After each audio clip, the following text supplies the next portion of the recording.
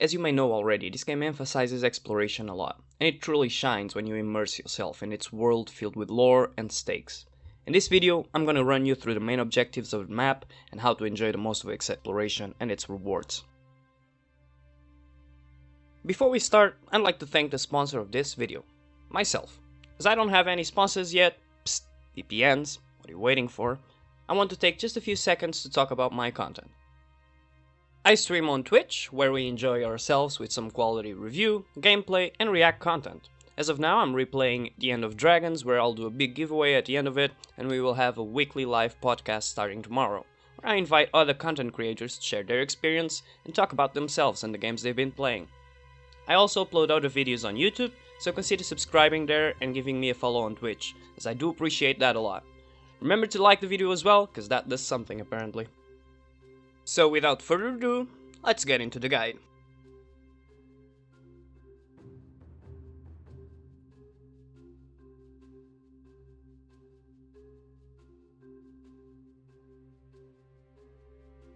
Once you finish your tutorial, you should get familiar with the map and its UI, as that will be a huge tool for exploring the vast world. You can open your map by pressing the default M key. The map opens up with you as its main focus. However, you can slide around by holding the map with your left mouse key and moving it to where you desire. You also can see that the map has its own UI, both on the upper left corner as well as the bottom right corner.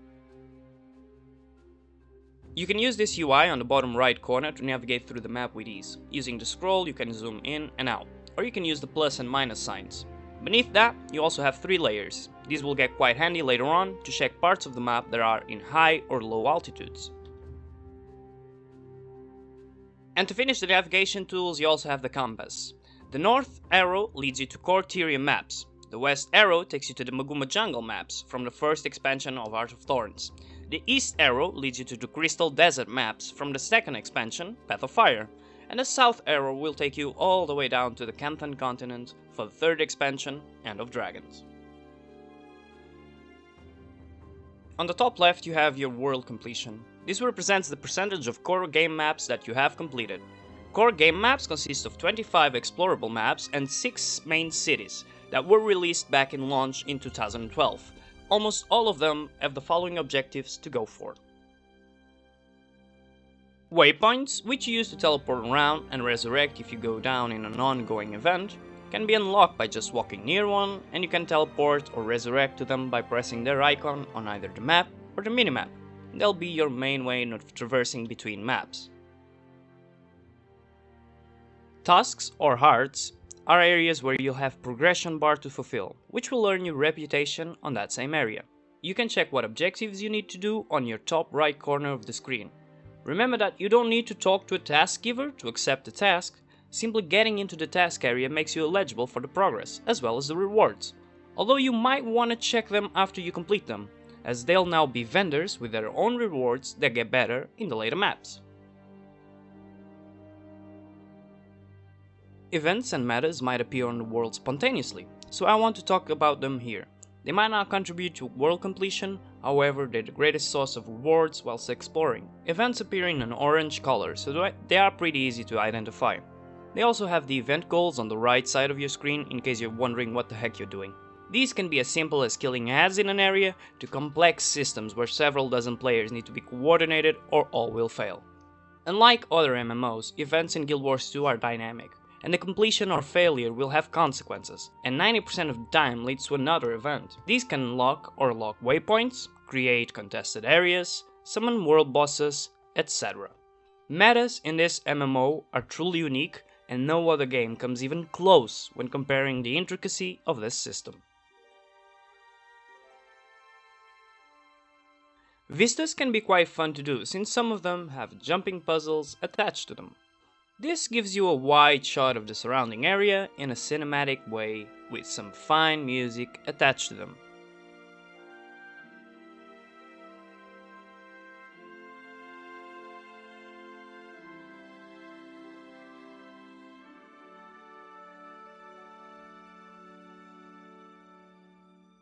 Hero points can be unlocked as soon as level 11, and they will give you a single hero point to spend on new skills or later on traits. These are fundamental for your journey, so you might want to grab as much as possible. They are commonly attached to an encounter, or they can also ask you to consume an item sent to your inventory, so keep an eye out for that. Last but not least, you have points of interest. These are important locations to the lore and they can be unlocked by simply walking near one.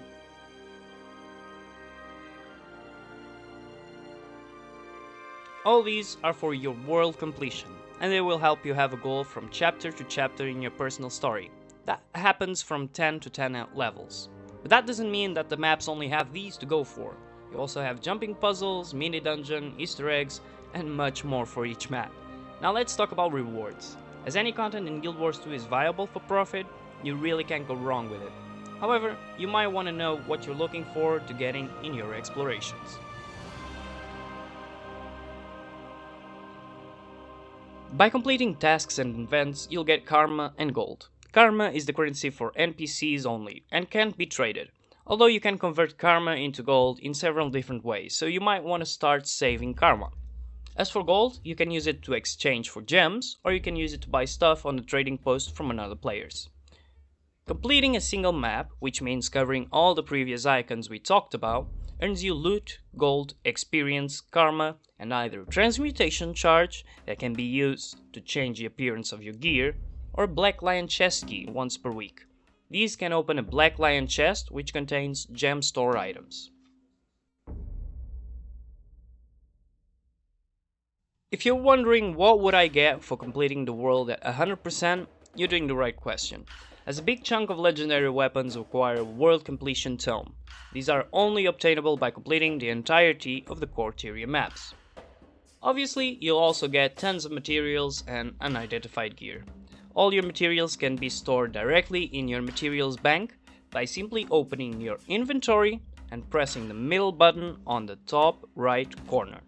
And for unidentified gear, I advise you to always open them, so you identify the loot, and then you can either use it, depending on the stats, obviously, sell it if it gives more than 25 silver on the trading post, or as I do to almost all my loot, salvage it for more materials. If you don't know how to salvage gear, all you need are salvage kits that can be purchased in any merchant in the game.